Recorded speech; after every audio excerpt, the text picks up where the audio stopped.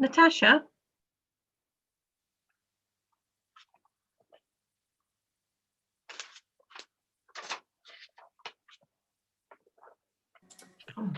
Yes, Councillor Glancy. Is Sarah Evans on tonight as well? She is, yes. Yeah, okay. I thought I'd seen her, but yeah. Yes, yeah, she is. Thank you. Oh. I just need to fetch my phone.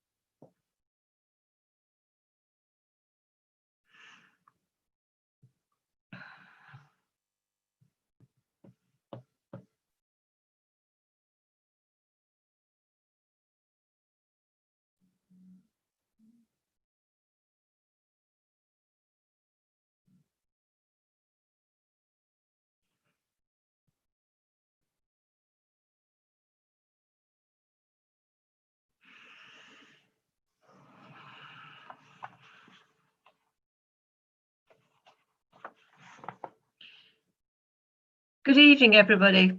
It's now 6 o'clock. Welcome to our remote planning meeting. First of all, a little bit of general housekeeping. I am Councillor Margaret Glancy, Chair of Planning. And prior to this evening's meeting, we have been testing the technology and confirmed the speakers are in attendance and can be heard. I can also confirm that I can see and or hear my fellow participating members. Can I just double check that Councillor Prue Chandler is available to hear us and we can hear her? That's the next step. Has the problem been sorted out, Natasha? Yes. I can hear you. Okay, we can hear you as well, Councillor Chandler. Thank you very much. Very good. So now I can confirm I can hear every member on the planning committee this evening. I'd like to introduce the members present, and I would like them to ask, once I've done that, if they can confirm that they can see and hear the proceedings and other attendees. First one is Councillor Bindloss. Can you hear everybody and see everybody? Yes, Chair. Okay, thank you. Next one, Councillor Brown. Yes, Chair, can hear you. Thank you. Councillor Chandler, we know you can hear us and we can hear you. Thank you. Councillor Faulkner. Yes, Chair. Thank you. Councillor Glancy, yes, you can all hear me, I presume. Councillor Higgins. Yes. Thank you. Councillor Holmes. Present. Thank you. Councillor Lumley. I can, yes. Thank you. Councillor Posnett.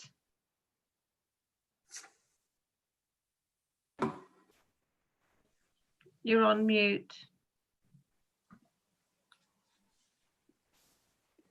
Yes. Yes, I can hear you. Thank you. Councillor Smedley, who's substituted for Councillor Steadman. Yes, Chair. Thank you. And Councillor Hewson, who's substituted for Councillor Wood. You're on mute. Yes, Chair. Thank you very much, everybody. We have a team of officers present. Solicitor to the Council, Mr. Bob Power. The Assistant Director for Strategic Planning and Regulatory Services, Mr. Jim Worley. Aye. Hi. Our Development Manager, Louise Parker. And members of our Democratic Services team, Natasha Taylor, Sarah Evans and Catherine Richards. Welcome, everybody. Members speaking, please use the raise hand facility on your screen and a member of the Democratic Services team will make a note and inform me accordingly. Members voting. Please note a remote member participating in a vote will cast his or her vote as if participating in a recorded vote. I will ask members alphabetically for their vote, so that if you indicate for, against, or abstain. All microphones will be unmuted whilst the vote is being recorded. Following the vote, all microphones will be returned to mute. Disruption to remote conferencing. I refer you to the remote procedure rules. In the event of a link failure for all members, I will call a short adjournment for up to 5 minutes. If the link cannot be re-established, the meeting shall be adjourned to a later date. In the event of a link failure, individual members, the remote members will be deemed to have left the meeting at the point of failure of the equipment. And if the link cannot be re-established before the end of the meeting, then the presumption will be that the meeting should continue to deal with the items, providing the meeting remains quorate. If there is disruption with a member's connectivity, Solicitor to the Council, Bob Power, will determine whether a member has heard enough of the debate to be able to lawfully vote, depending on the particular circumstances and how much the member has missed. The meeting is being recorded and we are live on YouTube. Please put your phones onto silent during this meeting.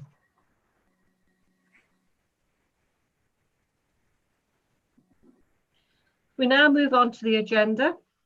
We have apologies for absence from Councillor Steadman and Councillor Wood. Councillor Smedley and Councillor Hewson are substituting, those two. The minutes of the previous meeting on the 28th of May are not completed yet. They will be included in our next scheduled meeting. So there's no need to go through all those in favour. Thank you. Declaration of interest. Please note the content of the advice of members' interests, and if you think you have a personal or either non-pecuniary or pecuniary interest or bias, please state that now. We have Councillor Brown and Councillor Posnett with their hands raised. Councillor Brown.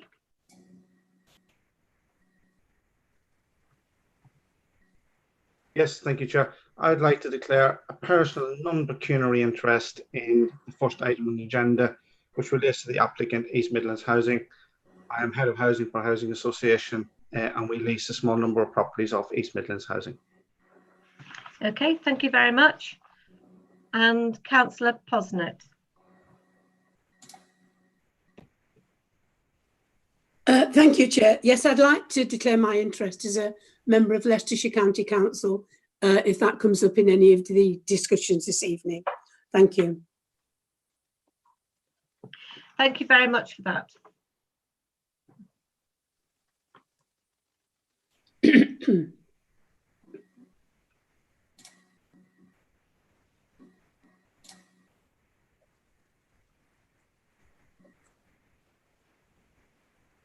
Councillor Clancy, you seem to be muted. I'm all right now. I don't know how I managed that. Sorry.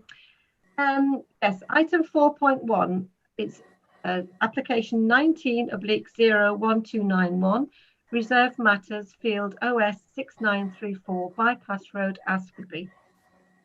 Officers, would you like to address the committee, please, and provide your report? Thank you, Chair. It's me on this occasion. Hi. Hello, evening, everyone. Can we all see the presentation before I go any further? Yes, well, I can. No one's saying no, so I'll take that as a good sign. You'll be pleased to know a bit briefer on this occasion. So as you'll have received from the report, this is a reserved matters application for 55 dwellings following the outline that was granted in May 2018. It actually was before committee in July 2017, and 106 followed. The access, as you can see, is onto Saxelby Road there, and that was granted outline stage as part and parcel of that application, so isn't part of tonight's considerations. They comprise of the layout, scale, appearance, and landscaping of the site only. For background, the site is an identified housing allocation in the local plan, which identifies 55 houses, so we have something of a perfect fit here. The proposals for a mix of 2 and 3 bedroom dwellings, with 64% of them being affordable units, that's 35 actual units, of which 25 are shared ownership and 10 rent, and two are bungalows.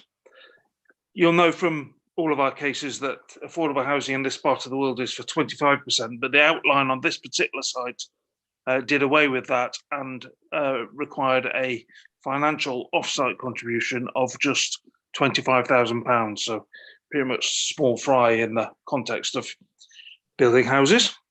So the pendulum swinging back to 35 units is a very great bonus in this case.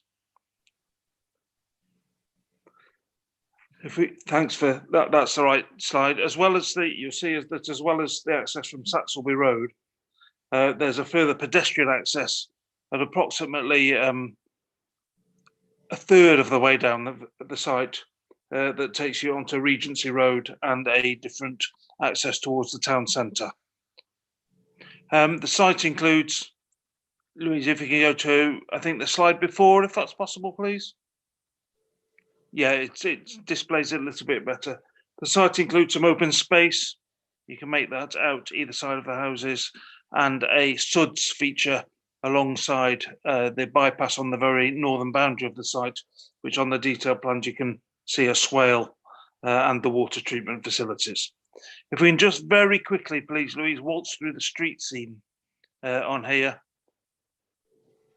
Thanks. You'll see that we're talking about very traditional 2-storey houses of the ilk that you see in most places and are very much compatible with those nearby in this part of Ashfordby. And sorry to mess you around, Louise, can you go back to the clearest of the layout sites again, please? That's the one, thank you. Right, the reason I've gone here is that I've been asked about some of the parking provision on this site, and particularly those which are accommodated by means of tandem parking, which is an issue that comes up often. There's a fair amount of tandem, but there's also a good amount of frontage parking, so a rich mix here. I've been asked whether there'd be scope to calibrate these to reduce further the reliance on tandem parking, and I think there is scope for it. I was going to point to the slide here, but the scale is too small. A number of the plots, particularly those at the Saxelby Road end, which I think is of the greatest concern, could be redesigned to have side-by-side parking instead of tandem. Plots 1, 7, 8 and 9 I saw a relatively easy solution to, which wouldn't disrupt the layout of the site or need a redesign. And I was going to suggest that if you consider this necessary, a condition would be possible to do that, rather than, as I say, a redesign.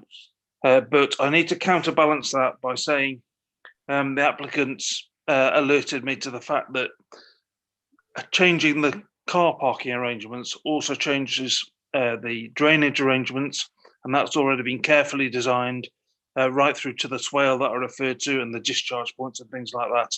And if we were to change the car parking arrangements, all of that would need to be redesigned. Who knows if it can be?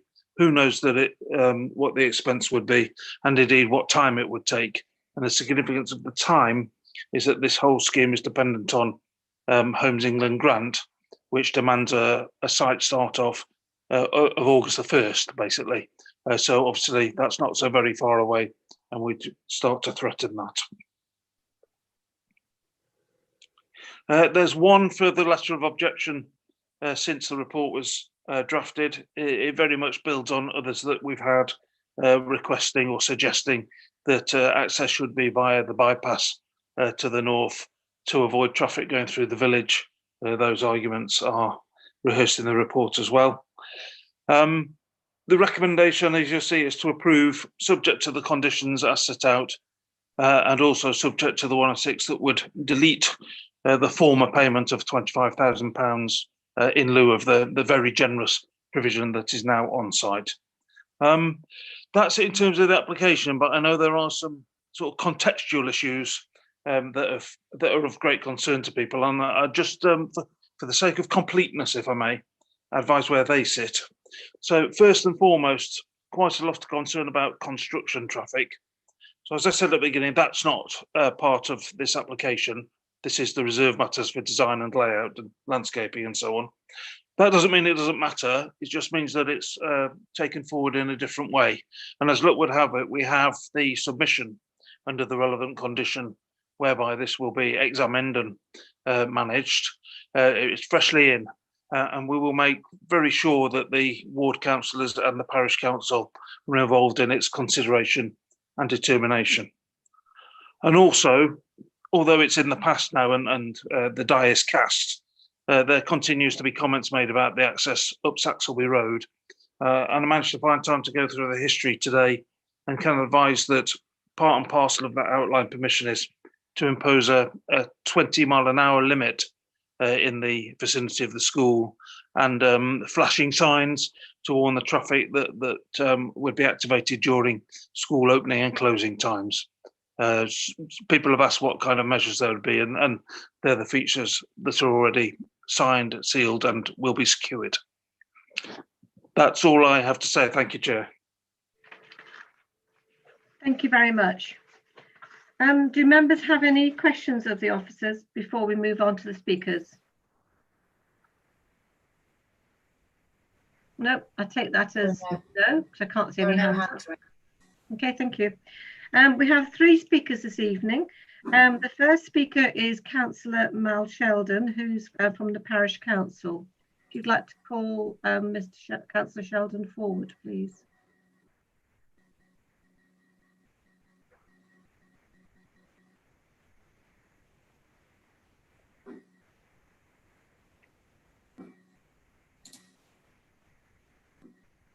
Chair, I presume it's 3 minutes again from... It will be once you...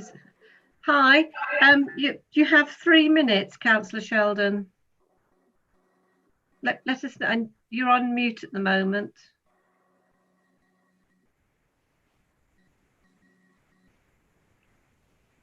Okay. Thank you. You're now unmuted, so if you'd like to begin.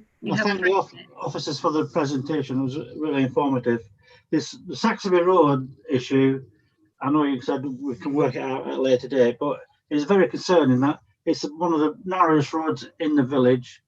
And if they're going to go up Saxelby Road, being a school, we're concerned about the size and width of the lorries, because if you go there any school day, you'll see the parking is atrocious.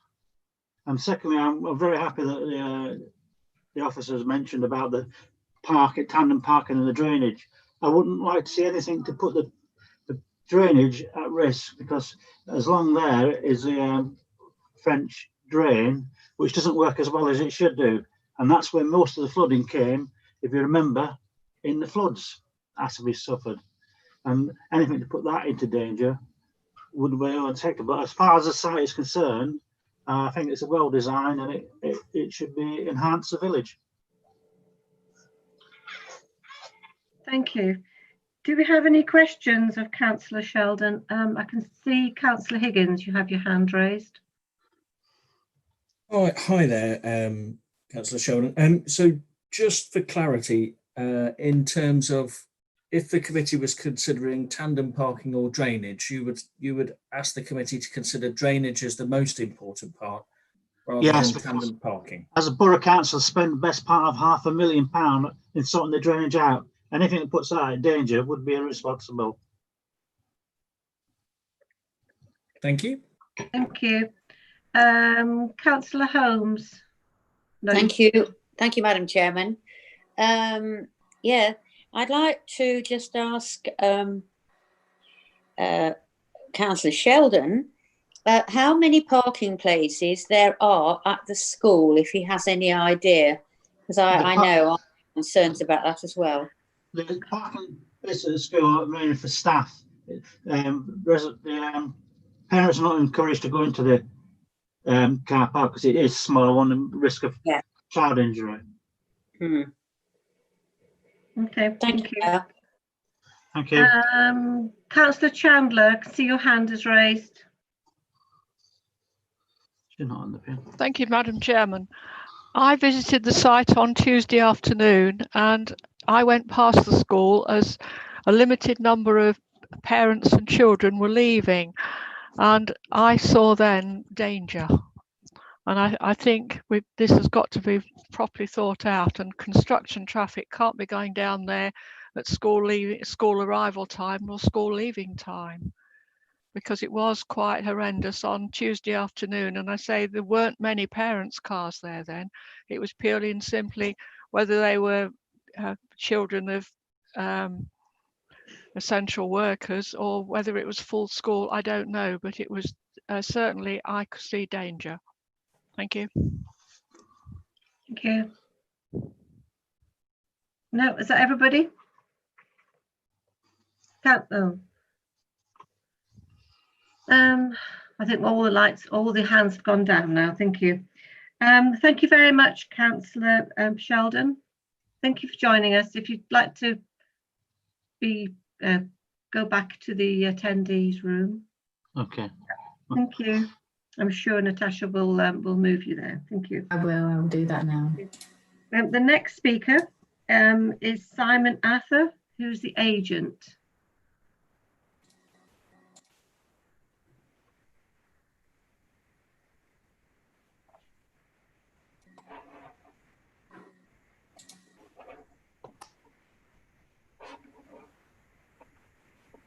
Good evening all. I trust you can hear me.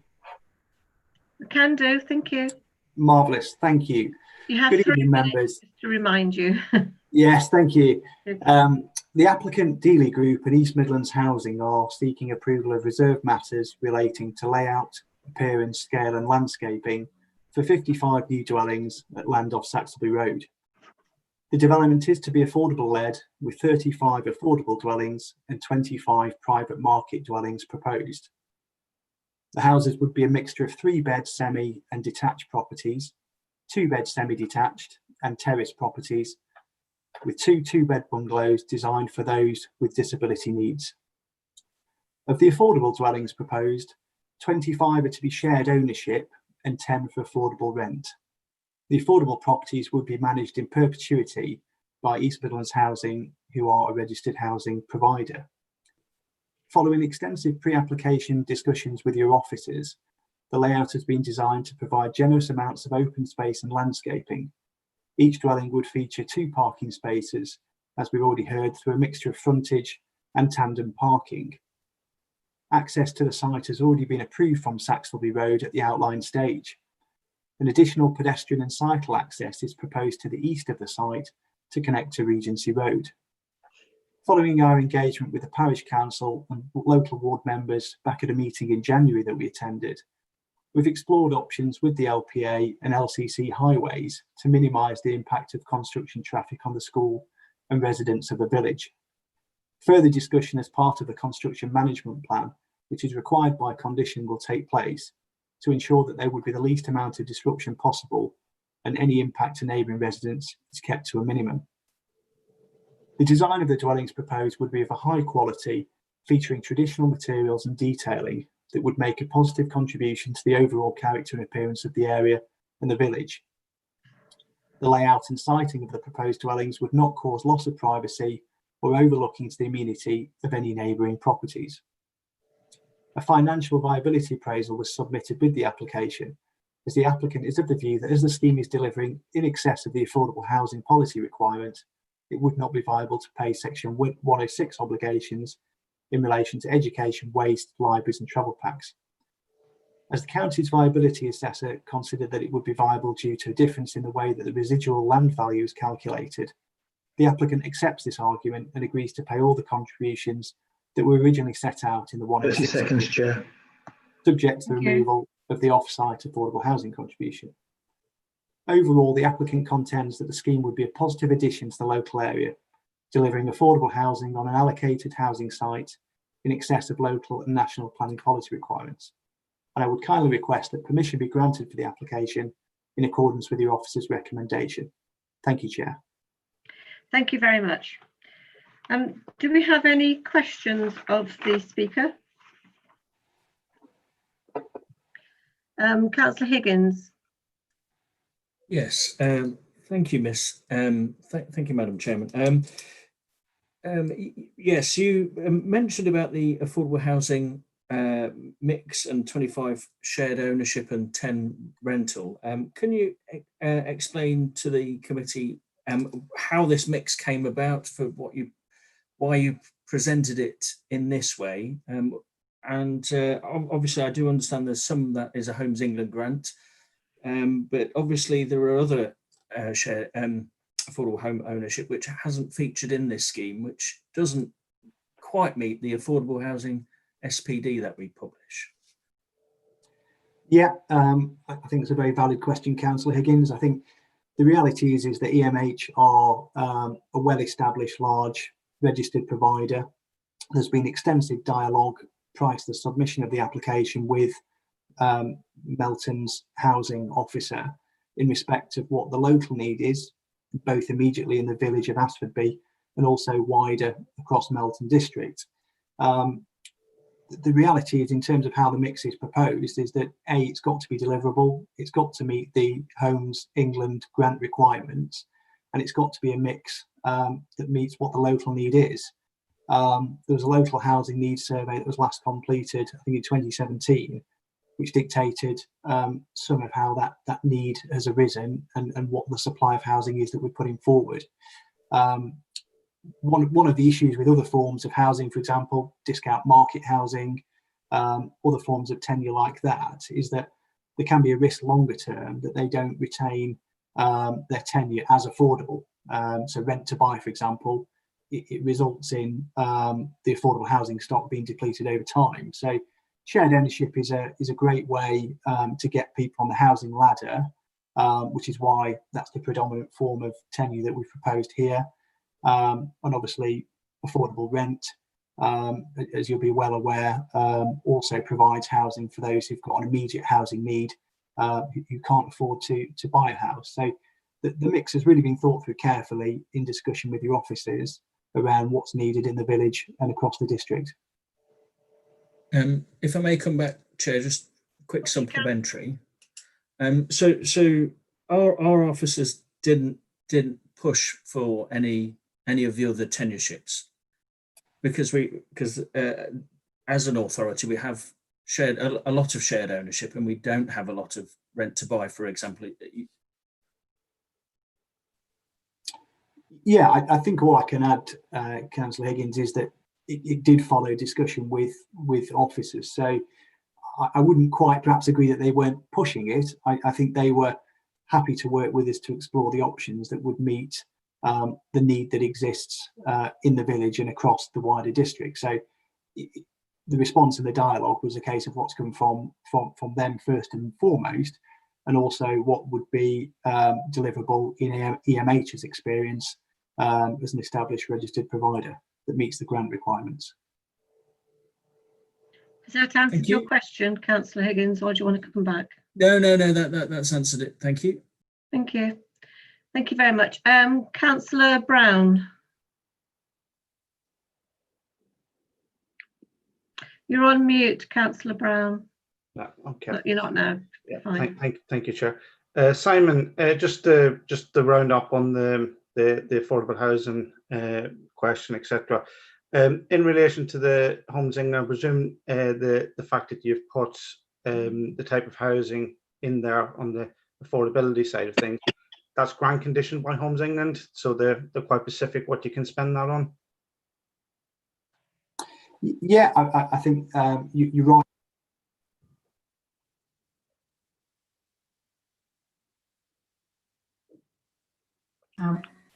I seem to have lost him. Yes, we've lost Mr. Ather's audio.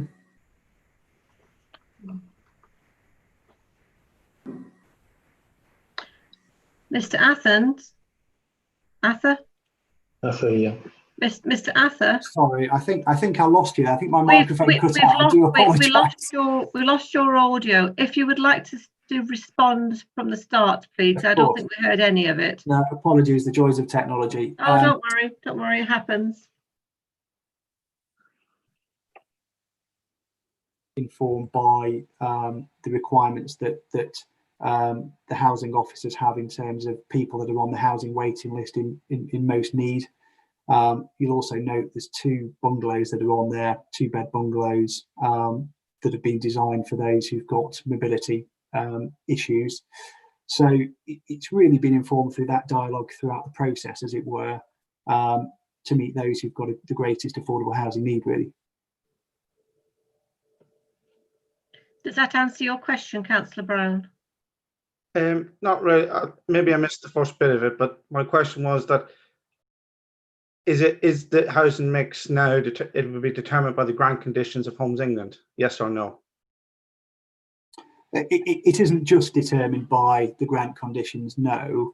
It's also in terms of the council's housing officer, in terms of what's meeting the demand on the housing waiting list. So it all happens in partnership, as it were. It's not just dealt with in isolation, it's done in the round. I don't know if that answers what you're looking for. If I just go back there quickly, what I was asking for is that at this stage you wouldn't be able to change the housing mix. That's where I'm getting to, because of the way the funding has been allocated by Homes England.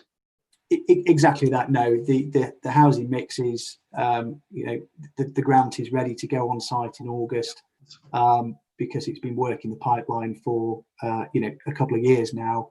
So at this late stage, unfortunately, wouldn't be no. Thank you. Thank you. So you're unable to change the 10-year mix at this late stage? Exactly that. The whole format of the scheme to fund it and deliver it wouldn't, at this late stage, we wouldn't be able to change the 10-year on it now, I'm afraid. Right. Thank you for that clarification. Does that answer your question, Councillor Brown?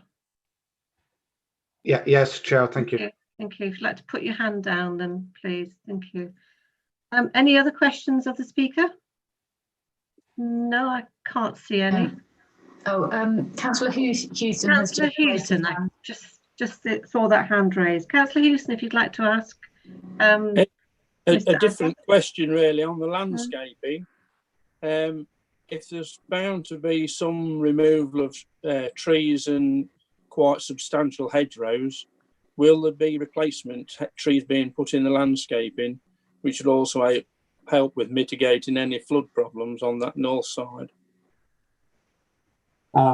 Thank you, Councillor Houston. We're actually not seeking to remove any substantial hedgerows or trees from the site.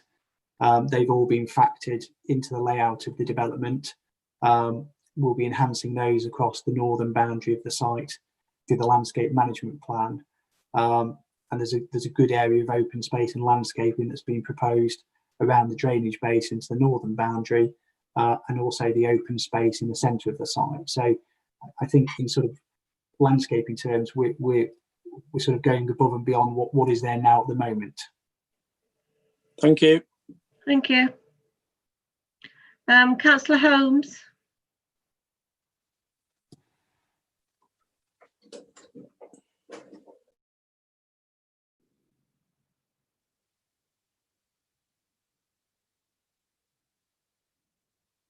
Councillor Holmes, we can't hear you.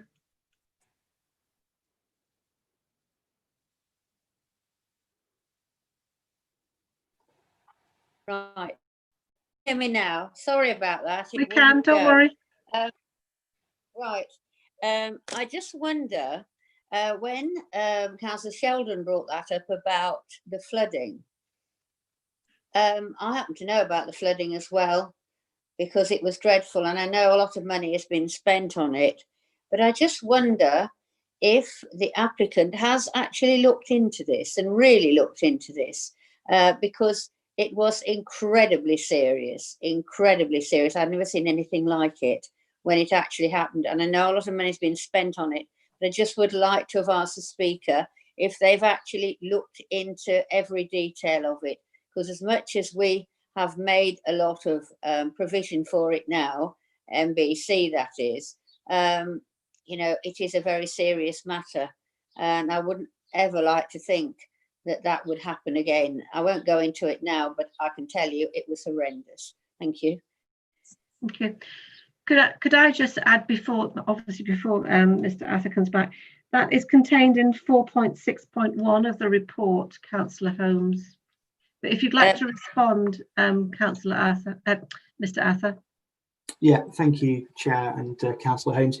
Yes, a flood risk assessment was carried out at the outline stage as part of the application, and through the technical design and detail of this application, we've had extensive dialogue. Our drainage engineers have had extensive dialogue with the lead local flood authority, who obviously have been consulted on this. Parallel to the planning process, we also go through the Section 278 process, which looks in terms of the detailed drainage design and layout to meet the county's requirements in that regard. There's obviously an extensive drainage basin that you can see that's proposed to the northern boundary of the site, which has been designed in excess of extreme rainfall events to deal with surface water flood risk. And as Jim touched on at the start in his presentation, is that one thing we've deliberately tried to do is minimise the amount of hard standing, the amount of runoff on the site, so there's as much green space and landscaping as there can be to increase runoff to the basin and not hold water on the site and cause flood risk issues. Thank you. Thank you for the clarification. It's well received. Thank you. I think that completes your address to the committee, Mr. Arthur. Thank you. Thank you, Chair. Thank you. Thank you. We have the ward councillor who would like to address the committee. That's Councillor de Burl.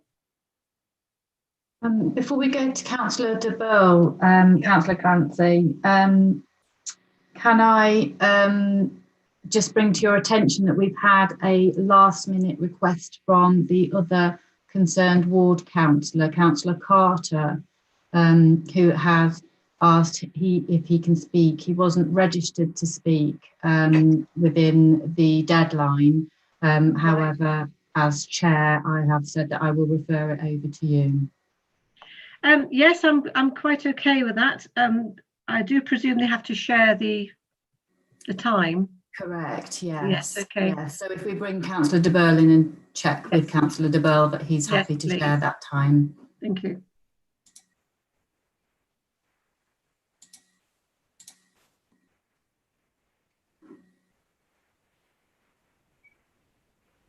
Hello. Hi. You are. Before you start, we've had a late request from your fellow councillor, Councillor Carter, to address the committee as well. That will then cut down the time, if you're agreeable to that. That will then cut down the time that you have, Councillor de Burl. Well, I have to say, Chairman, that I'm not happy with that at all, because I prepared for the period of time that I was expecting. For this to come in at the last minute is obviously going to impact on the way that I can present what I have to present. Yes, yeah. Chairman, I think that's a good point. I think it is too. I just wanted to double check before I jump in with both feet. Okay, thank you. I think bearing in mind, Natasha, we have to deny that request to speak. Okay, thank you, Councillor Carter. I'll go back to Councillor Carter and let him know. Unless, of course, there's a minute left from Councillor de Burl, but we won't know until he's finished. Okay, of course, thank you. Okay, thank you. Councillor de Burl, if you want to start, you have 3 minutes. Thank you, Madam Chairman. Good evening, members. As we all know, we're elected by our communities to be their representatives on this council. We're charged with giving voice to the community's concerns and fears, and to work within the council to ensure that the just needs of the community are listened to and addressed. And we hold a privileged position in this, one that we should not take lightly or abuse.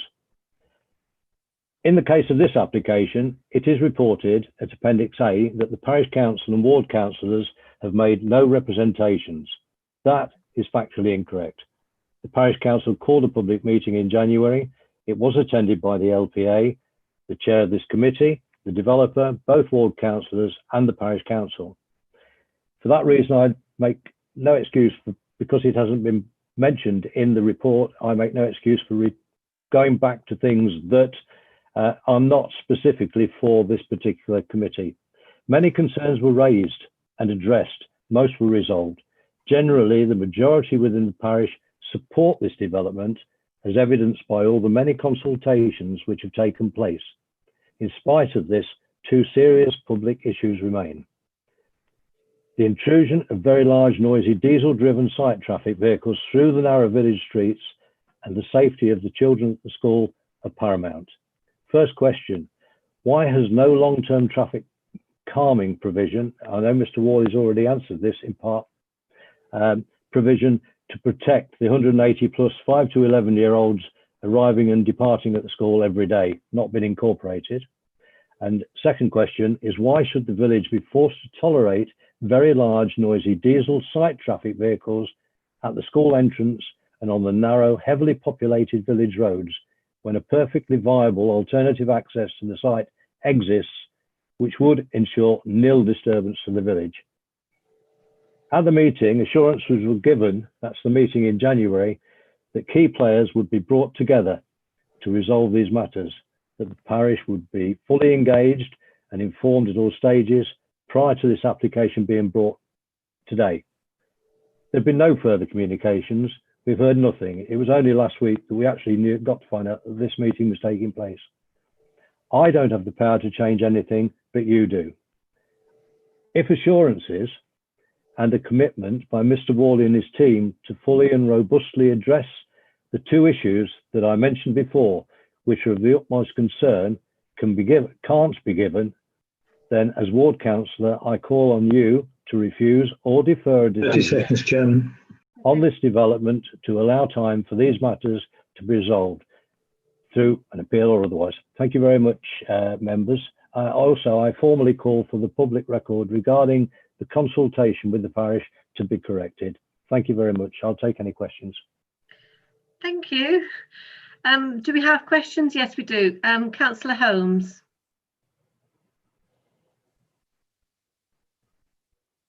Right. First of all, with the other ward councillor, I do think it's pity that he can't say anything. And we could, of course, allow, through standing orders, we all stand down and we could all actually decide that he could say a few words if we voted on it. And I hope that we can do that. And I concur with the speaker, with the ward councillor, how I have got great concerns about the school. I used to live in that area, so I do know a little bit about it, like I know about the flooding. And I know that it's written down in the report, but if you'd seen what I saw, there are very few people left on the council like I was, and my goodness, it was horrendous. So, you know, but the school is so important and the road is very narrow. So I do understand. Thank you for that. Thank you. Councillor Higgins. I suppose really it was going to be a question to Councillor de Burgh, but he, when I put my hand up, he then started asking a question of Mr. Worley. So I suppose it's a question for Mr. Worley and Councillor de Burgh, because his response would be there. But I'm going to put the question is, in the site management part, I don't think that is within the planning remit of deciding tonight, from as I understand, but I think it's legitimate outside of the planning world to have that concern. And I think between Mr. Worley and Councillor de Burgh, if that can be resolved pretty much on this conversation here, it would probably oil the wheels of the debate rather than allowing that to be the main focus of it. So through you, Chair, if Mr. Worley could answer my question, but if we can get Councillor de Burgh's agreement, then I think the question's answered. Okay, thank you. Mr. Worley, do you want to come in there? Yeah, if I can, I guess, reiterate the words I started with. The scope of this application is reserved matters for layout, scale, appearance and landscaping only. Mm-hmm. And as I said, I think at the end of when I was speaking, that doesn't mean the other things don't matter or aren't being addressed. They're just not within the envelope of this application. On the construction traffic specifically, coincidentally, we now have the application for that, and we can work on that with the parish and the ward councillors to make sure that they're full and properly involved as it goes towards its own separate determination. quite separate from tonight's event. Thank you. Do we have got anybody? Does that answer your question? It answers my question, but if Yeah. If it answers Councillor de Burgh's, because obviously he's going to stand down in a minute and then we'll have to debate. But if it answers his question, then great. Are you happy with that, Councillor de Burgh? Yes, I am. If Mr. Worley is giving that assurance that we will be able to address the issue in terms of the traffic potentially coming in through another access area. I'm not talking about access because we already know that site access has been approved and is done in the water. But there are opportunities, and there is a very clear route into that development that could be used to take all site traffic in and all site traffic out. And I'm looking for an assurance for that. The community are asking me to ask for that assurance, and that is why I voice it. I have said that we, as a parish, approve the development. So we have covered all the aspects of tonight's meeting. This is the first opportunity we've had to voice this particular concern. So, Mr. Worley? Obviously, I can't guarantee the outcome, but I can guarantee your involvement. Thank you on that. Sorry. Well, very clear instructions will be made to our case officer that happens. Okay, thank you very much. I see Councillor Holmes's hand up again. Did you want another question? Did you want to ask another question? Is to actually ask whether we can suspend standing orders for the other ward councillor just to have his say. He won't spend very many minutes, but I know that he did ask to speak. That was last week, but they said that he couldn't, which I thought was a bit odd because there were 2 ward councillors in that area, but I know it was over a week ago that he asked to speak. I know it was. Thank you. Councillor Burke, if we could suspend standing orders, which we've done many times. Thank you. Let me just ask this solicitor now. Thank you very much, Councillor Bell. Thank you, Madam Chairman. Thank you. Thank you, members. Yes. Now, going on from that, Mr. Power, are we in a position to be able to suspend standing orders? I know there has been a few sort of conversations about this in the past. I mean, the way I regard this is, I mean, normally in other committees, it's almost the chairman's discretion on whether to allow an additional speaker.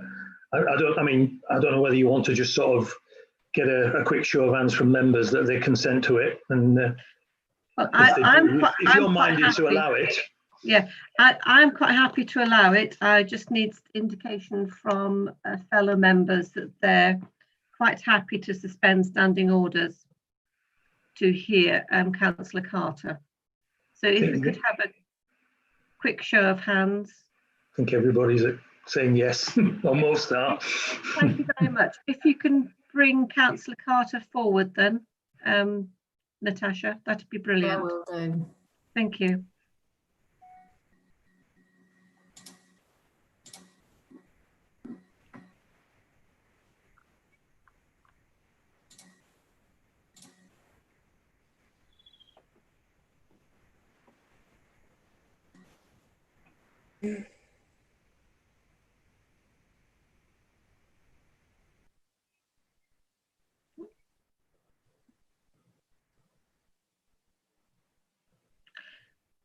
Good evening, Councillor Carter.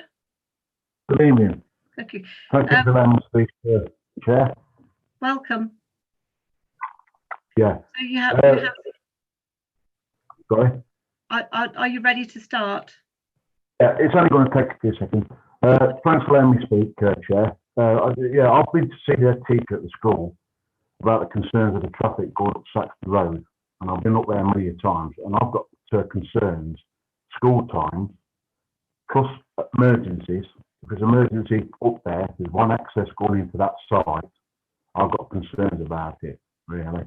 And also, I'd like to follow up what my colleague said, Ronnie, about we've had discussions in January. No one's come back to us, and I agree what he said completely. So I agree what he said. Thanks a lot for letting me speak. Thank you very much. Do we have any questions of Councillor Carter? No. Okay, thank you very much, Councillor Carter. Thank you for taking the time to join us this evening. Thank you. Thank you very much. Thank you. I think we need now a show of hands to go back into normal session, having suspended. Thank you. Thank you very much for everybody. Thank you. Councillor Posnett. I was only just indicating I was happy. Okay, thank you for that. Thank you. Point taken. Right, we've heard all the speakers this evening, including an extra one, which we've accommodated. Do officers wish to respond?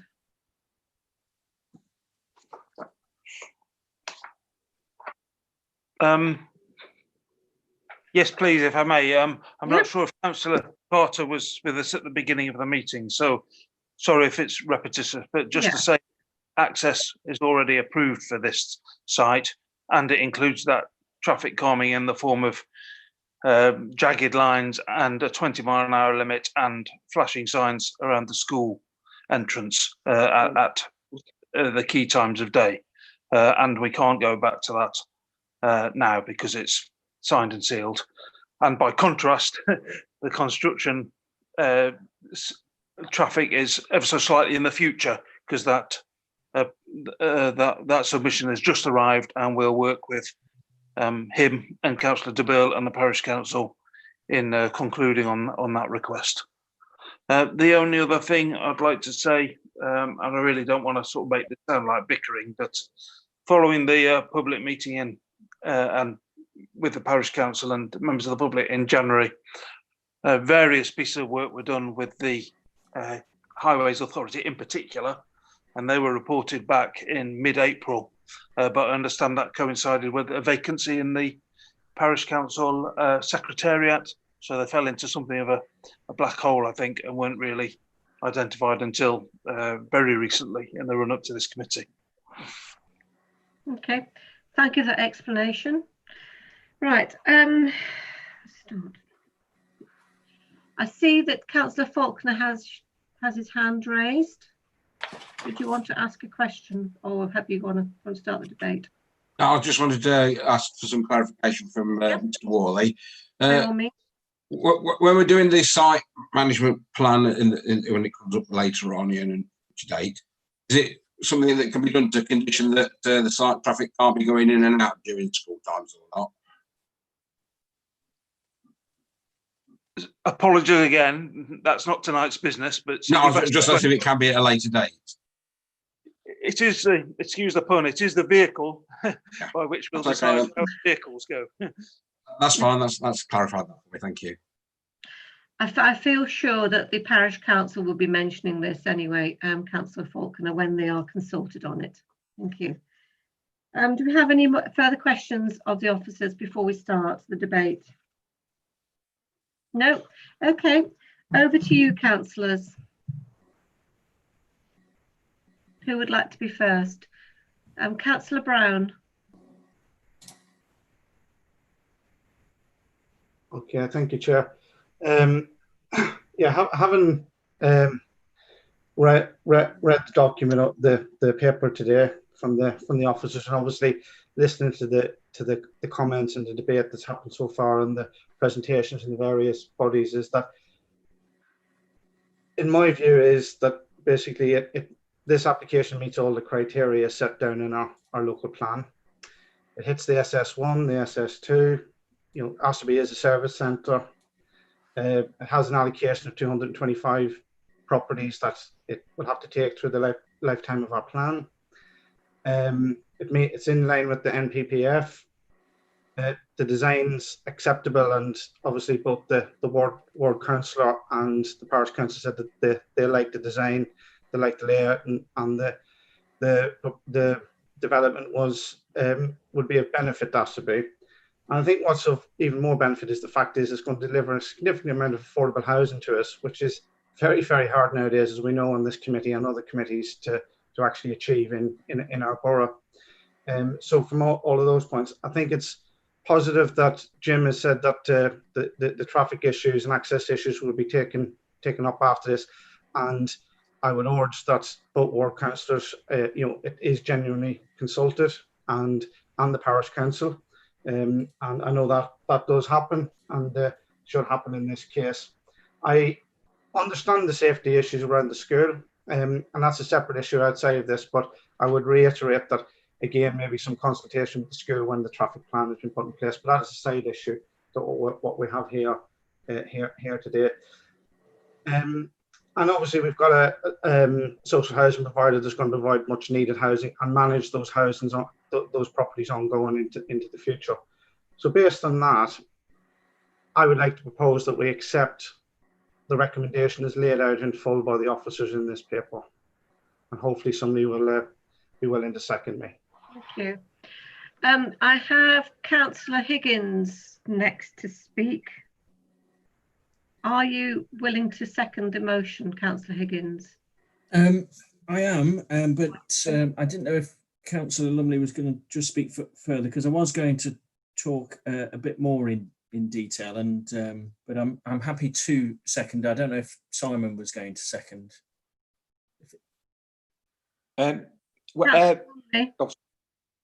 Yeah, so thank you, Chair.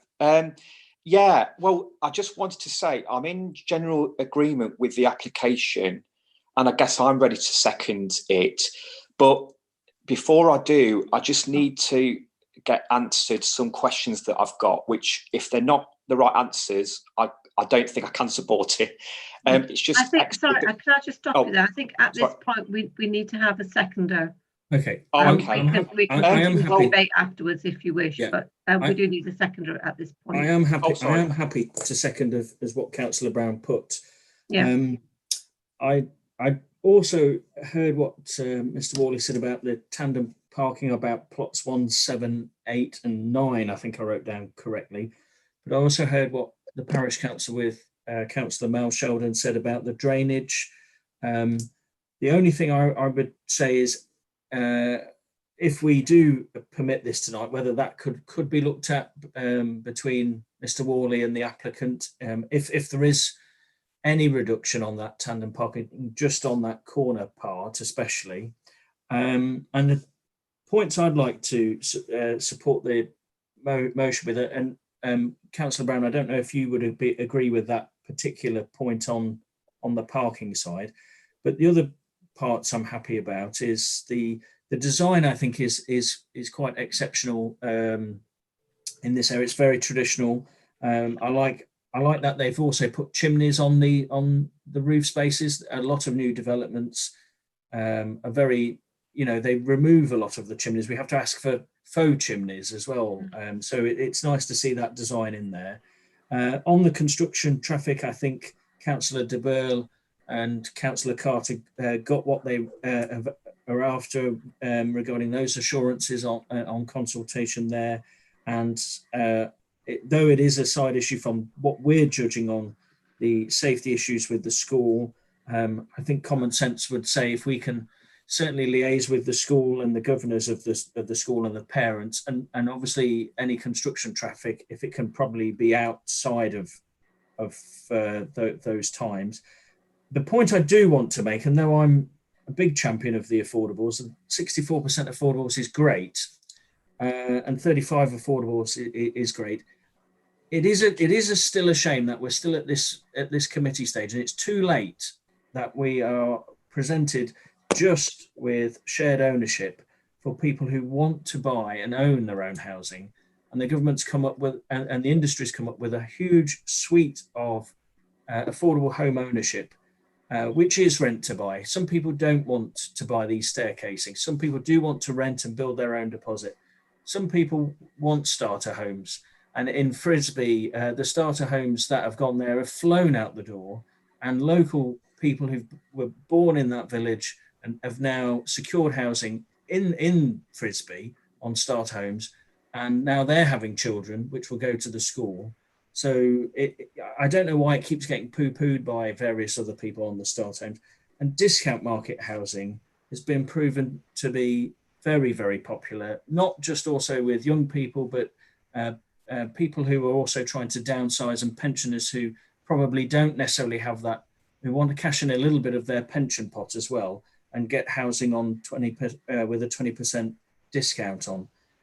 So yeah, well, I'm agreeing. Let's bank those affordables, but please, can the housing officer please make sure we get other forms of tenureship for affordable housing, because I don't want to be in this position time and time again. Thank you for that, Councillor Higgins. We'll come back to Councillor Lumley. Okay, thank you, Chair. Yeah, I'm just going to repeat myself, I think, from some of the other councillors that have spoken over the last half an hour or so on this. Obviously, one of the questions I was going to ask was about the whole of the school safety, but I am pleased we've got traffic calming measures coming in, etc., which is really good. It was raised by a few councillors. Can I just ask or give caution to speed humps, which do obviously hinder the emergency services to get to properties very quickly. So just be aware of that. We don't want quite a few roads having speed humps, because I don't think that's the way forward. But I just hope that there are actually common sense other ways of speed reduction, such as actually flashing signs, etc. So I'm hoping that the councillors for that ward, Councillor Carter and Councillor Bill, will actually look at that quite closely. Another thing that I am concerned about, but this seems to be have been answered, and that is the drainage of the site. Obviously, it was flooded, has been flooded very badly in the past. It is it does obviously flow down, and I just hope that all of the drainage that is going to be installed is the best it can be to counteract increases in periods of extremely heavy precipitation, clean snow, rain, etc. What I do need to ask is, and I apologise if I've not been able to get this information, but I may have missed it, but can I just have clarity on the width of the road through the application? What I don't want it to be is, as in previous applications that I've seen and heard, some have been in my ward, where we have an extremely narrow road where there is parking on the footpaths, and it becomes a car park and people can't get past. I have to say, I am concerned about the tandem parking. You've just got to remember that I'd say for the homes that are going to be bigger, they're built, i.e. the 3-bedroom homes, you've got to remember that it could be 3 or 4 people from that household can drive, and they might have 4 vehicles to that property, and that's going to cause parking. Now, if the road's not going to be wide enough, and it's not going to allow 2 cars to pass each other, as in, I'll just give an example, say Carnegie Crescent, and as an example, it should be that width of road where 2 cars can easily pass. By the way, that road's in my ward. It's on Maltaspinia Road, just an example of that development. It's got to be that wide in order for cars to pass. And also, if cars have to park outside those properties, that other cars can easily get past. I've had it in the past where people have complained that they can't walk past on the pathways or with prams because of the cars. So that's got to be clarified before I can actually vote for this. If it is going to be a smaller road and it isn't the width that it should be for an all road, then I can't support it. Just on the other side of things, on the car parking, I'm, as I said, once again, I hope I've not actually missed anything, and I could have done, but I don't see any extra car parking spaces on any part of the application for extra visitors to come. I know where I live in the town, mine looks a similar development to this, and there is adequate extra car parking around, which is really good. I can't see on any of this in this application. I'm just concerned again, it's going to cause to be a car park and people won't be able to get past, well, this has got to be clarified before I can support it. I think, sorry, there was another point, but I think they have been addressed. Yeah, just to end is that I am overall happy with the application. I'm happy with the traditional housing. Just what Councillor Lee Higgins said about the chimney is a really good idea. The whole aspect of it. I'm pleased that there's going to be trees and other shrubbery that are going to border the application on the A6 main road, which is obviously a very busy road, bypass road. That's a good thing. Perhaps, I don't know if other councillors want a bit more sort of noise shielding of any type on that part of it, just to just to try and prevent any sort of big noise. But that's up to the councillors, obviously the ward, that are going to look at this more. Just on another thing, actually, a final point is I am concerned about the overall access of the application. Obviously, I know it's been spoken about that the councillors for the ward are now going to actually go away and actually make sure that they are happy with what's going to be proposed. I am in personal favour of only having access to it via the bypass road. I think that would stop you there. This application is not about access this evening. Oh, okay, sorry. Yeah, it is just reserved matters. So, Mr. Worley, would you like to respond to Councillor Lumley? I think there was a few questions in there. Yeah, one about the width of the road, which I understand it was 5.5 metres, but I might be wrong. Yeah, I'm not 100% certain of the exact dimension. Been trying to look it up while he was speaking. But it's a fully fledged proper estate road, and if needs be, we can get the presentation back up. And you can then compare it to the roads roundabout, like in Charnwood Avenue, things like that are just south of it, and you'll see that it's on a par with those. On the speed humps, firstly, no speed humps are proposed outside the school. I don't, if that was what the question is. Within the site, there are proposed speed tables, which are these sort of raised platforms that you reach at various points and junctions on modern estates. They're rather less severe than the things that scrape the bottom of your car. So hopefully that's an assurance. And I don't think there were any other questions that haven't been covered.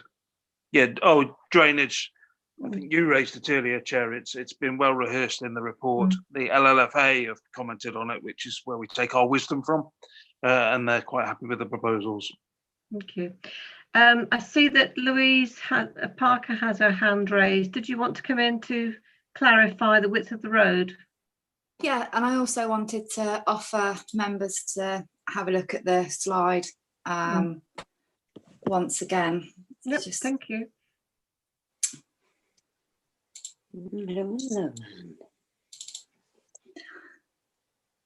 So if I can just highlight here the yellow road along here is 5.5 meters, and the pink is a footpath which is 2 meters. Both of them are up to adoptable standards, so that's the road of 5.5 and the footpath of 2. Thank you for that clarification. Thank you. I must apologise. When Councillor Higgins was speaking, he did ask if the proposer was willing to include a proviso to look at the car parking, tandem car parking, and I seem to have skirted over that. Councillor Higgins, did you? Yeah, as I say, I am sorry. That's fine. Yeah, just for clarity, because I did write this down. Is I've noticed a few people did talk about it, and Councillor Sheldon obviously said that his preference was the drainage, and I think Mr. Wally was talking on the balancing of that. I'm just asking if between the officers and the applicant, they could look at this, and if there was any possibility of making reducing some of the tandem parking, especially on the corner. I think that would probably be well served, but I don't think it needs to come back to committee or for councillors to be involved in that. So that's why I'm giving a broad seconding on that. But if that can happen and officers and the applicant can do some magic there, I think that make it an improvement, if Councillor Brown agrees with that. Councillor Brown, do you agree with that? Yes, I do, Chair. Yeah. Okay, and as again, I must apologise for skirting past that one. Councillor Holmes, you've had your hand up for some time. Yeah, I've had my hand up for absolutely ages, actually, before I know, everybody it's else. taken a Never while. mind. Get We round won't to go you. to that one. But I don't know whether Councillor Chandler wants to ask anything. We do not seem Her to hand up heard as well, from- but let's deal with you first. Yeah, it was really something that we ought to, all of us ought to realise, that when we give outline permission, we ought to have got all these things sorted, like the access to the school and all those sort of things. That was all really I was going to say, because I still have great concerns by the school. But I hope that the developer will actually look really kindly on the school and do as much as they can to alleviate any danger to the children. They are very young children, a lot of them, and I think we really want to look after young people's safety as much as anything when we give any planning application. That's all. Thank you very much. Councillor Chandler, sorry to have kept you. Madam Chairman, ironically, it's been raining hard, a storm for the last 15 minutes. But my question is, and it's brought smiles to my family's faces, no doubt. Yes. My question is about the water supply. We've got extreme water problems in the Severn Trent area. And when you contact Severn Trent, they'll tell you that whilst the reservoirs are lowering by the day because of heavy consumption, they don't have a problem with supply, but they do have a problem with distribution. Now, are we sure that they can distribute water to another 50 odd houses at Asfordby? Because it's going to be the death knell of Bottisford, I can tell you, because we just haven't got the water unless they bring it from Grantham.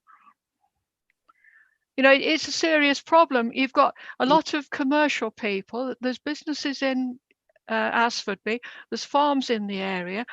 A cow drinks a minimum of 6 gallons a day.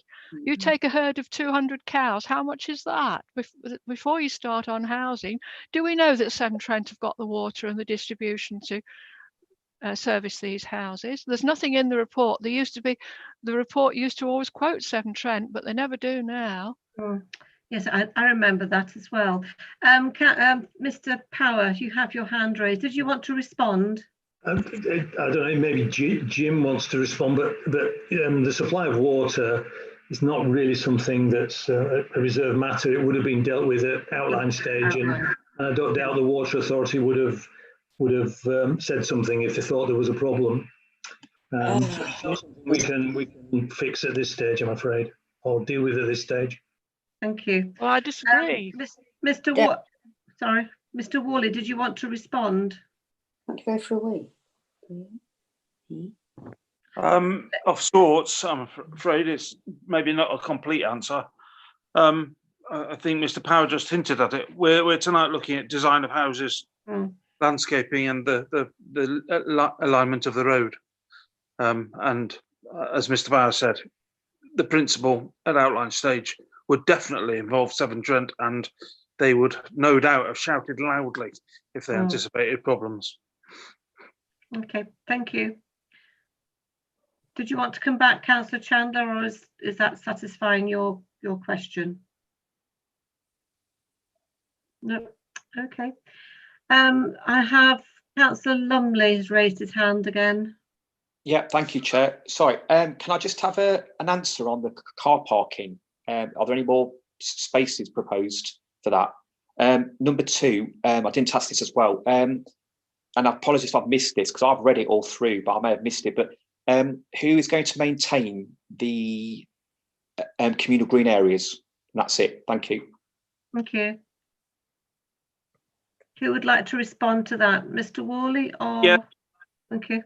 But there's no what you could identify as visitor parking spaces, but a number of the houses have more provision than they would normally have. Like they have a third space when only two are required and things like that. So there is some space around for that could be used for parking.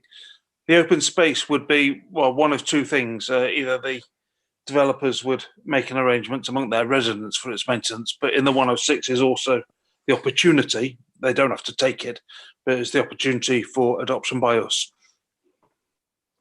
Oh, thank you. Thank you.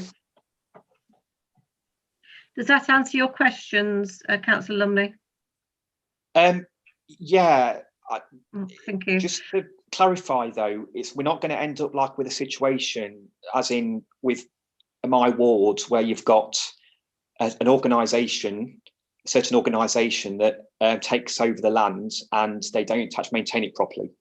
Are we absolutely sure this is going to be sorted out? Because it is a big thing.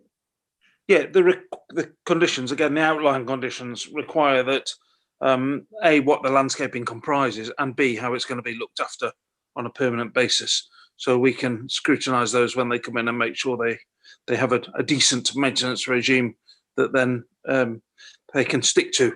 Problem up your way, Councillor Lumley, is that there was no such condition. So we're operating in a vacuum up there. But here, this should all be tied up. Okay. Thank you for that. Councillor Holmes, you have your hand raised again.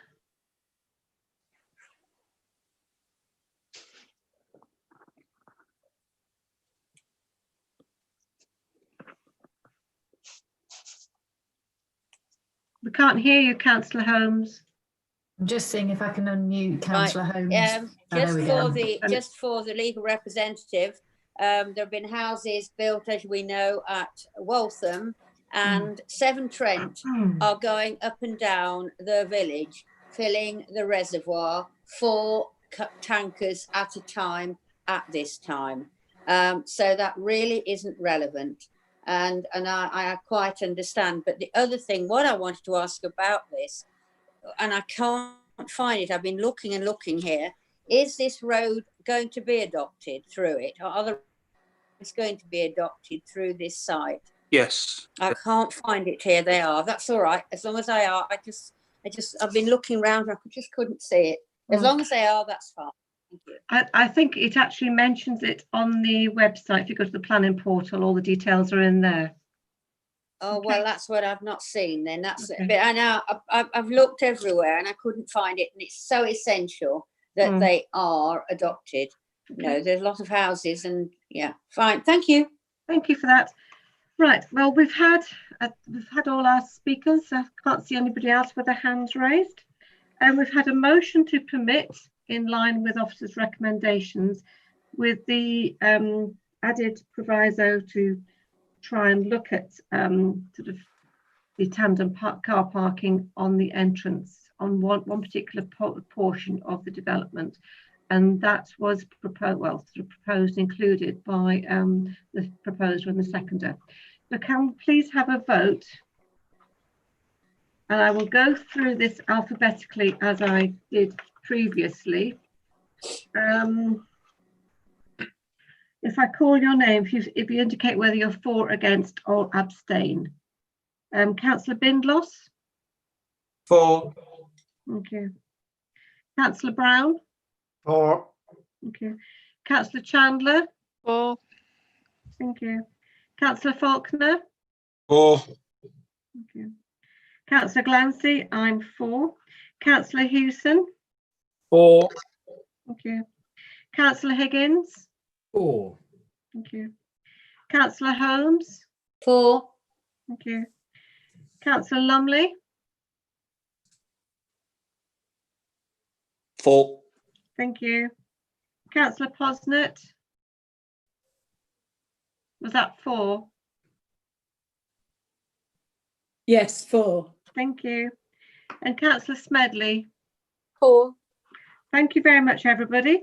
That is permitted and unanimously. Thank you.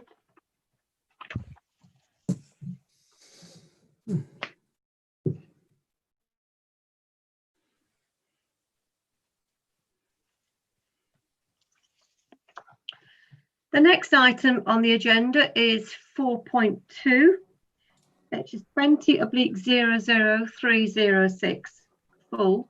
That's 2 Vaughan Avenue, Bottisford. Officers, would you like to address the committee? I'm not sure which one of you is dealing with this. Yeah. Okay, thank you.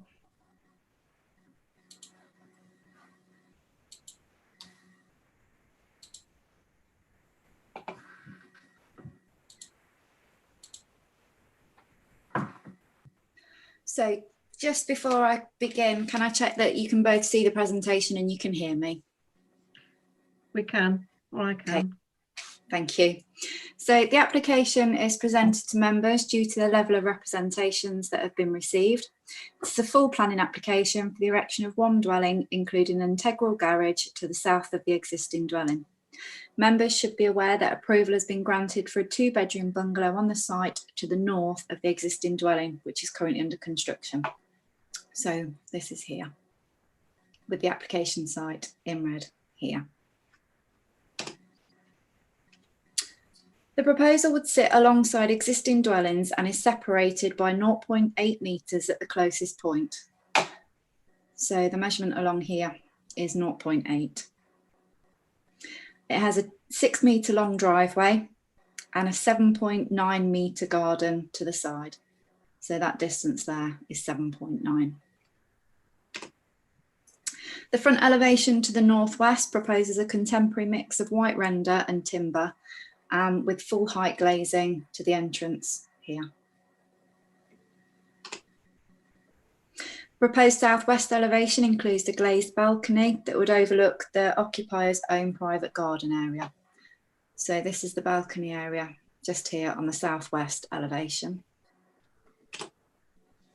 Accommodation at the ground floor includes 1 bedroom along with open plan living and a separate utility. The proposal includes a garage which meets the standards required to enable a vehicle to use this space. And to the first floor, 2 additional bedrooms are proposed. Both have ensuite facilities, and the balcony, which I've demonstrated, is here. So to conclude, the proposal accords with the sustainability proposals within the Melton Local Plan and identifies Bottisford as a service centre, therefore acceptable location for windfall developments. The access and parking is considered to be acceptable, and amended plans have been received to ensure that the proposed development accords with the requirements of highways. The design, whilst contemporary in style, is sympathetic to the character of the surrounding area and is considered to add to the varying styles of the street and surrounding area. And for those reasons, the application is recommended for approval, subject to condition. Thank you, Chair. Thank you for that. Do we have any questions of Louise? No. Okay, thank you. We have one speaker this evening, and that is Richard Colchester, who is an objector. If we'd like to call Mr. Colchester forward. There we go, Mr. Colchester. I think you're on mute, Mr. Colchester.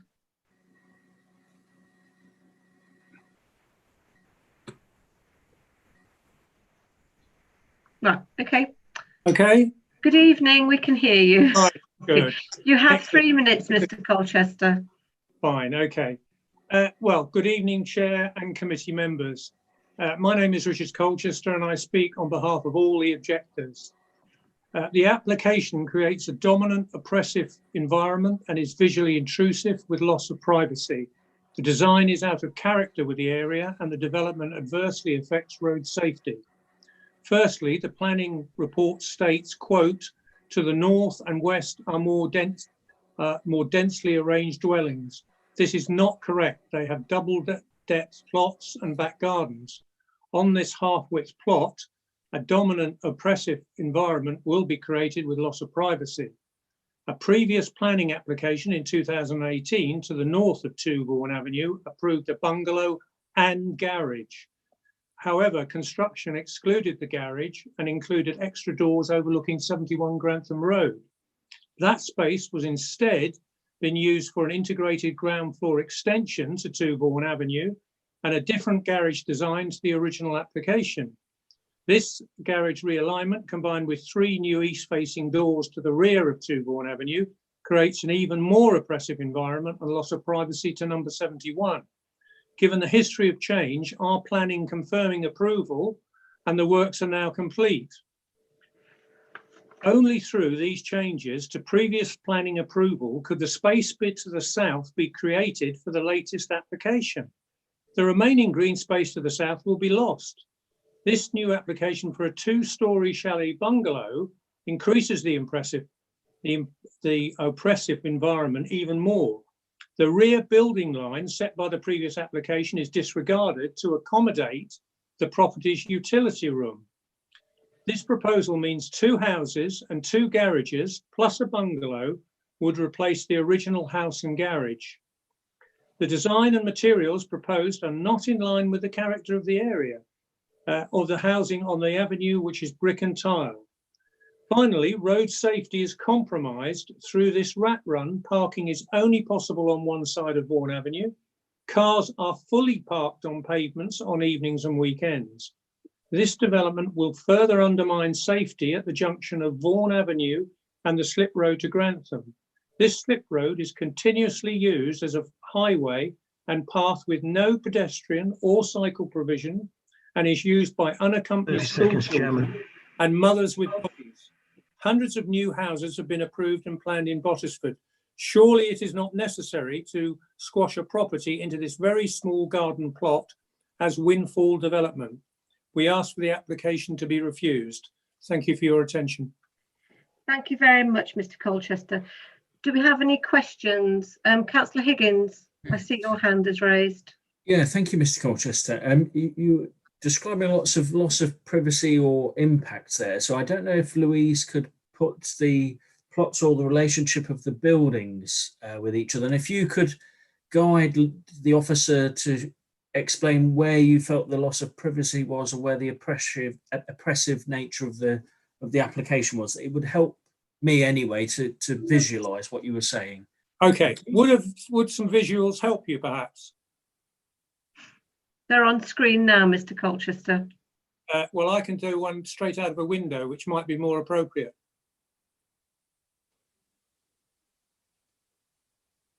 Right, okay. I mean, certainly this very small scale plan you've got in front of you indicates that the rear, 2 things. One is that the rear of the property proposed does go beyond the originally approved building line. Mm-hmm. Secondly, between the 2 houses to the north, the existing one and the one that's beginning to be finally completed, originally there were supposedly two garages there. There's only now 1, so the original garage disappeared. If you actually look behind me, I'm looking at a door and a roof. And that's the bungalow. That's the bungalow that's already built. Right.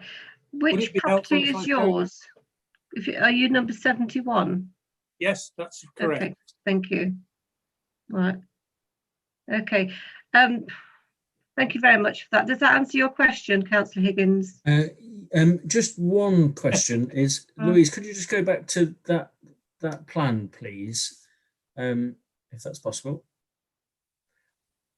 Mr. Colchester, because you said you lived in 71, where the application site is, which is in red, and yes. Then Louise, if you can just go into number 71's garden, which I presume is that bit. That's your back garden, is it, or is it this? If you go down a bit, Louise, or is it that bit? Sorry, no. The back garden is where you originally behind that. Sorry, that's the back garden, which is now overlooked and within a few feet of the one that is just being built. Mm-hmm. And what's this space? This bit? What's that? Yeah, thank you, Louise. What's that bit? That's is that the your front of the property? Is what? Sorry. That's the front of the front garden, the front property. That's your front. 71 Grantham Road. That's your front, yes. Okay. Yes. Okay. Thank you very much for that. Thank you for the clarification. Thank you for that. Thank you. Thank you, Chair. Thank you. Do we have any more questions of the speaker? No. Thank you very much to Mr. Colchester. Thank you for coming along this evening. Thank you. Thank you. Do officers wish to respond to anything Mr. Colchester has said this evening? No, no response. Councillor Clancy, Louise has just raised Louise, her hand. I've just noticed your hand. When I looked, it wasn't there. Sorry. Yes, Louise, if you wanted to come back on anything. Yeah, there was just one point there that I picked up on, particularly with regards to the dwelling that's being constructed, obviously the next plot along. I think the impact of that is your consideration on cumulative impact and not that development itself. But there was a note there regarding the change to the garage to form a room accommodation. I just want to make sure members are aware of the planning condition related to this application, which retains the garage. So just in case we were getting into that kind of discussion, there is the condition on there. Thank you. Thank you for that. Right. Do we have any questions of the officers before we start the debate on this one? No. Right, over to you, members. Who would like to be first? Councillor Chandler.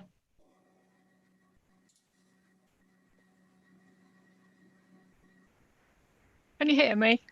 Yes, I can do. Thank you, Madam Chairman. My comments in the report were certainly when the application first came out, was made public, and it wasn't in the building line, and I did object to that, but I've never been told that we've got an amended application, and I'm somewhat disappointed by that, because it wasn't until I got the papers late on Friday that I found out that we had an amended application in. To me, this application is garden grabbing. It's nothing more, nothing less. The Fleming Avenue, Vaughan Avenue were all built in the 1960s as retirement properties. Fleming Avenue still has an awful lot of bungalows for retired people, although some of them have had extensions now. But to me, Vaughan Avenue's got problems. Whenever you get an application such as this, it brings civil problems, and we've got them good and fast there. The new supermarket convenience store on Grantham Road has inadequate parking.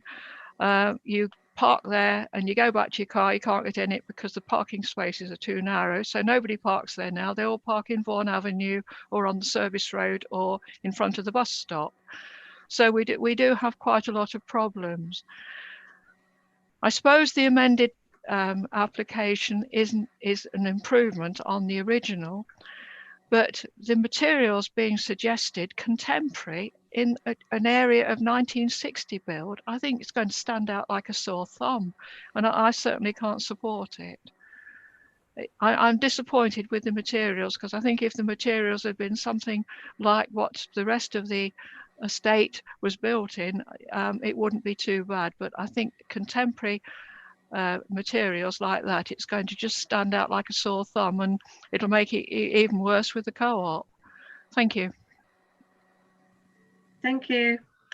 I have Councillor Posnett next. Thank you, Chairman. I must say, when I went on the site visit on Saturday, I actually went, and the workmen were working on the original number 2, finishing off some work there. And the last time I went, of course, that new bungalow next door hadn't been built or even been started being built.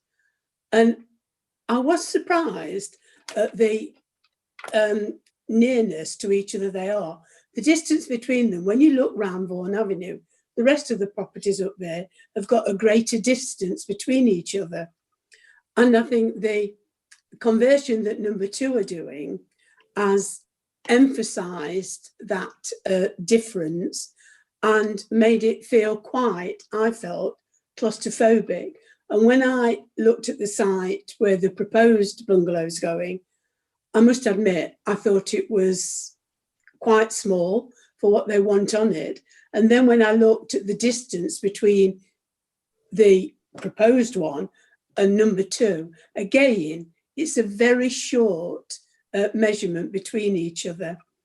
And I just feel, and again, as Councillor Chandler has just commented on, the materials they want to use for building it just don't fit in with that seat stream. And I think that the street scene has actually been altered quite a bit with having that other bungalow the other side of number 2. And I just don't feel that I can support that application. Thank you. Thank you. Councillor Higgins, did you want to come in now? See you're on the list. Yeah, thank you. Yeah, the 2 previous speakers have touched on some good points, and I think as Councillor Posnett was saying, is it does feel a little bit squeezed in, and as Councillor Chandler said about the term garden grabbing, and we had one which was a few weeks ago at Kettleby, and I think I seconded a refusal on that because it's the relationship with the host property and its impact on at the time was number 3. I don't think for me this is quite got to that test, because I said at the time that was a very fine line of whether that was permit or refuse based on D1.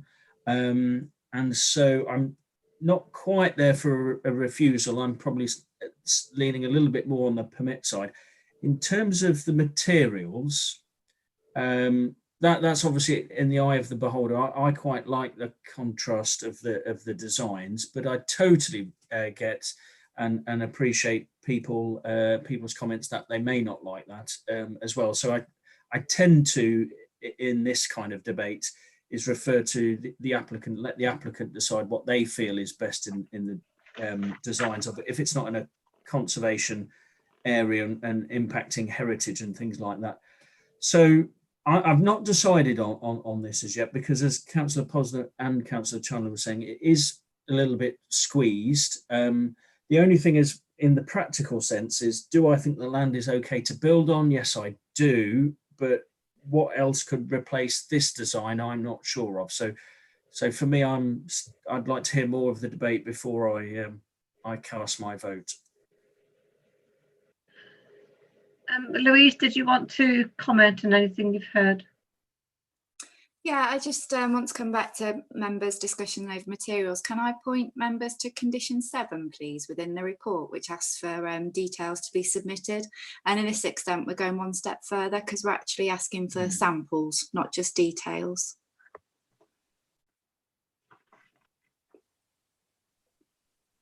Thank you for that. Thank you. Do you have any further comments? Oh, Councillor Lumley.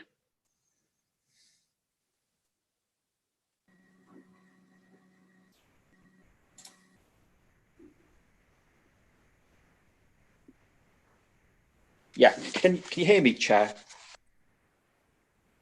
I can, although somebody's muted me. That's it, sorry. Thank you, sorry. Can I just have a clarification on the comment in the papers from Councillor Chandler, where she said it is actually breaching the building line? Can I just have an officer just to clarify that point and a way forward with that, please? Thank you. Would you like to respond, either Louise, I think, isn't it? Yeah, so in terms of building lines, I think I would just take you to policy D1 of the local plan and regards to the setting and the siting of the dwelling. So the building line isn't something that's fixed in stone. It's more about how the dwelling looks within the area and policy D1. Okay, thank you. Does that answer your question, Councillor Lumley? Yes, thank you, Madam Chair. Thank you. Councillor Chandler, so you have your hand raised. With respect, Madam Chairman, my comments were made on the original application, not on the amended one. That's what I thought. Yeah. Yes. Okay. Thank you. Thank you for that clarification. Yeah. Thank you. Councillor Lumley, you still have your hand raised. Did you want to say anything else? Thank you. Any other members wish to comment or wish to? Councillor Brown.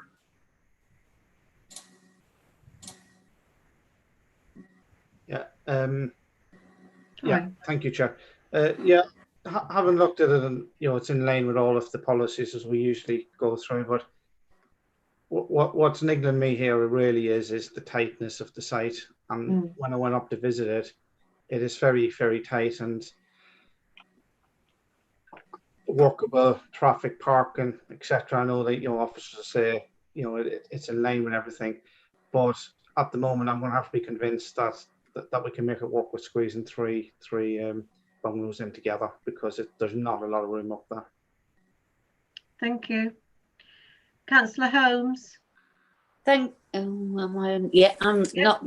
Yeah, you can hear me, can't you? We can.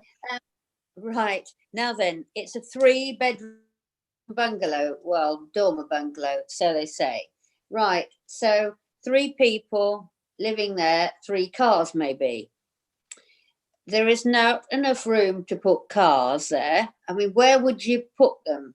Then it is supposedly, and Councillor Chandler said, it's probably for older people, that area. You get cars parked on each side of the road, going to the co-op, which is very busy. I've been there. But how would you get ambulance and a fire engine up there? We don't seem to look enough at safety. And I think pushing that one in like that, it is so very close to the other one. I mean, we might just as well have done a semi-detached, really. I mean, that probably would have been better. And then you'd have had a place for the cars at the bottom, wouldn't you? It smacks at, as we know, garden grabbing, but it isn't just that. I think on that corner, and if you park cars on the road and they could be on the other side, you would never get up with your emergency vehicles. And that is so very dangerous. And I think we all ought to look at that and think about it, because we know that in the past people have died when an ambulance hasn't been able to get up the road. I've said this many times. It's happened in my villages, and it is very, very dangerous. I cannot go with this application. Thank you for that. I have Councillor Higgins again. Yeah, I just I hear what we say about emergency vehicles. I mean, that there's not a policy that we can refuse on that, and if people are blocking the highway, that's not in the realms of planning, unfortunately. But I mean, I have complaints. All councillors have complaints of inappropriate parking, which can be very very frustrating. But sadly, we can't refuse on parking matters. It could be refused on policy D1, as we did do with Ab Kettleby. On that, it is very tight. But again, we might, something else might come back. So whether the committee are thinking either less bedrooms or a smaller space, or what this piece of land would be used for, because I could just see it coming back again. So I don't know. Again, more for the debate there. Thank you. Councillor Faulkner. Yes, thank you, Chair. Again, on the parking thing, I share other councillors' views that there could be a lot more cars there than there's space for. I just think that a 3-bedroom bungalow in that area, that space, is too big. It should be a smaller, less bedrooms. So again, I'm happy to listen to what people say, but I think 3 bedrooms is too many, because Councillor Holmes said 3 cars. It could easily be 4.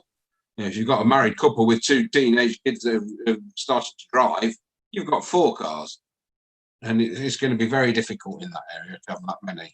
I think the property's got too many bedrooms. Councillor Holmes, did you want to come back again? I'd like to propose refusal on this site.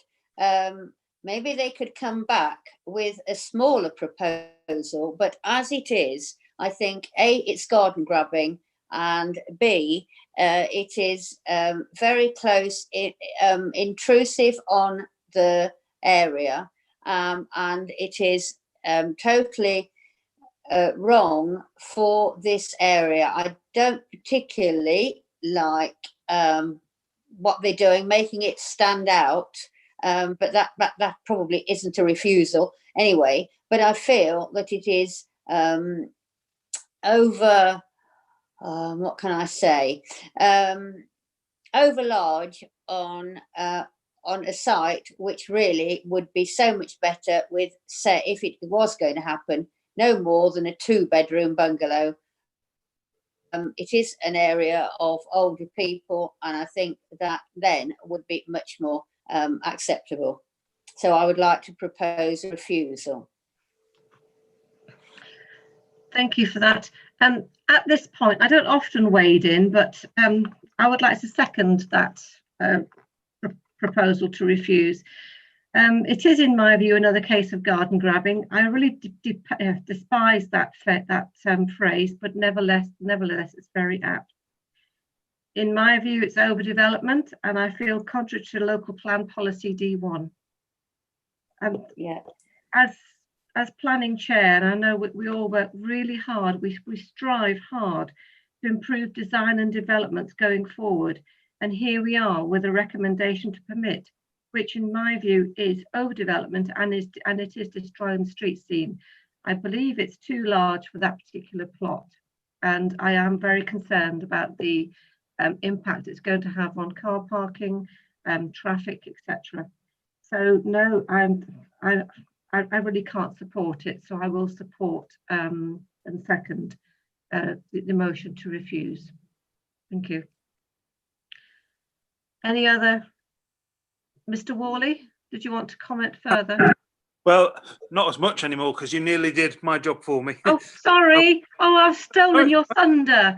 You're not getting any of my pay though. Oh no, you're all right.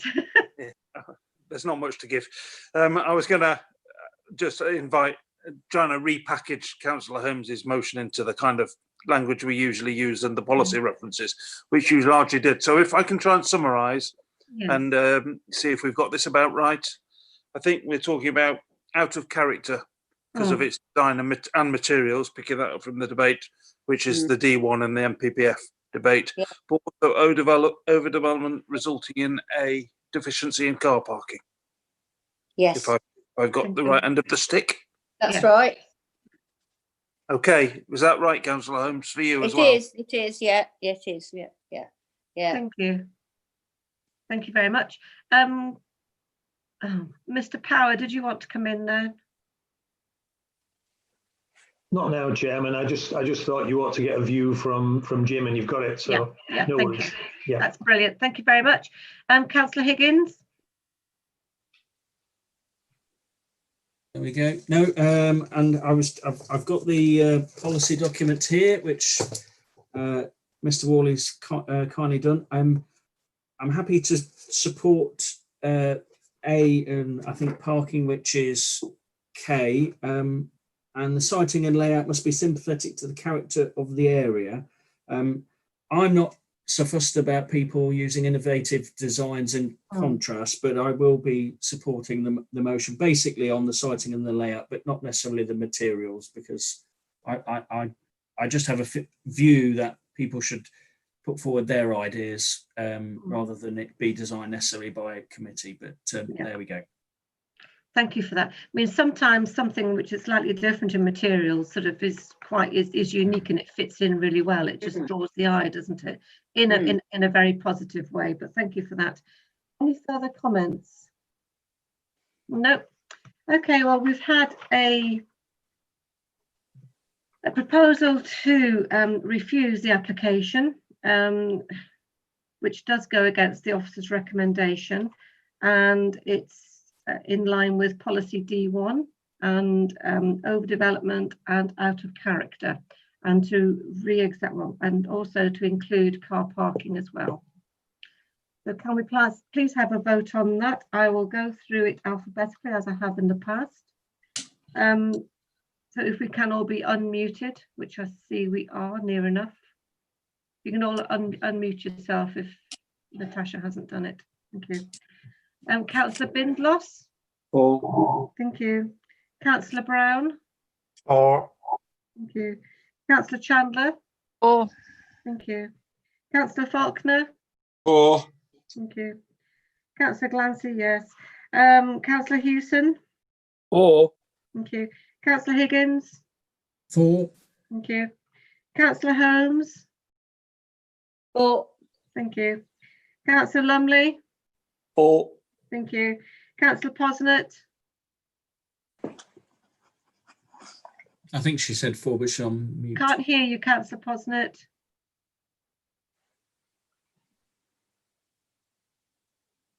I'm sorry, I can't, because there's something on the top of my screen that says we're on custom live streaming service. I can't get to press the buttons I would normally press. Don't worry. And when you said we were all unmuted, I took that as read. Sorry. I thought we were. But yeah. It's the space bar. So that's 4. Thank you. And Councillor Smedley? 4. Sorry. 4. Oh, thank you. Shouldn't sit next to the telephone, I think. Yes, so thank you. That's a refusal and unanimously. Thank you.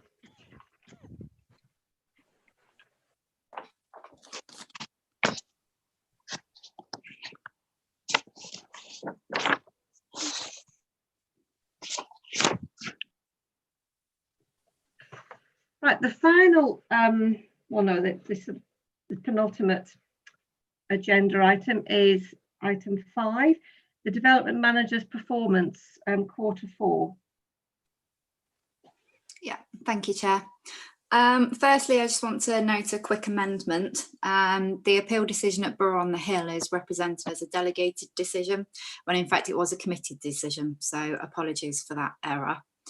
I think members should just note the consistently high performance of the team throughout the year. Major plan applications have ended in an overall achievement of 92% in time, which is 32% above the national target. Minors have ended the year on 90%, which again is a 20% above the national target. I'm also pleased to say that appeals have followed suit, and the year ended with an average of 73% of decisions being supported by the Planning Inspectorate. This is 63% above the national target. The summary of attached appeals makes for an interesting read, and I advise members to familiarise themselves with the key points that have been made.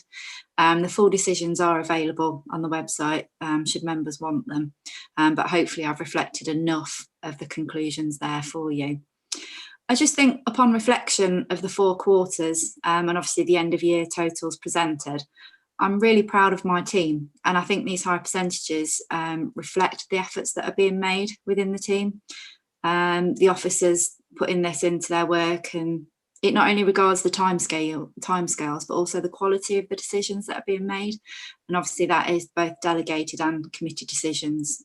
So yeah, it's quite a happy report to write when you take into account all 4 quarters. Thank you for that. Do members want to make any comment? No. Well, thank you very much for that, Louise. Yes, Councillor Glancy. I've just seen 3 suddenly come up and I've looked away, sorry. Councillor Higgins? No, just to congratulate on the figures. It's interesting as well. Sometimes I think some of those members who were elected in 2015 knew when we didn't have a local plan and we didn't have a 5-year land supply, of the amount of appeals that you lose virtually automatically. And even if an officer recommendation, the committee doesn't go with the officer recommendation, even on appeal inspectors still seem to back the decision made, because obviously it's a judgment base. And what we do know is the power within the planning committee or delegated officer is incumbent on us to judge the merits before us. And it seems to me that inspectors are backing those decision making being taken into place, because sometimes we have to balance it out like we've just done tonight. And I think on a huge part of it, the inspectors follow the decision maker, whether that's an officer or a committee, even if it's gone against recommendation. Thank you. Thank you. Who's next? Oh, Councillor Posnett.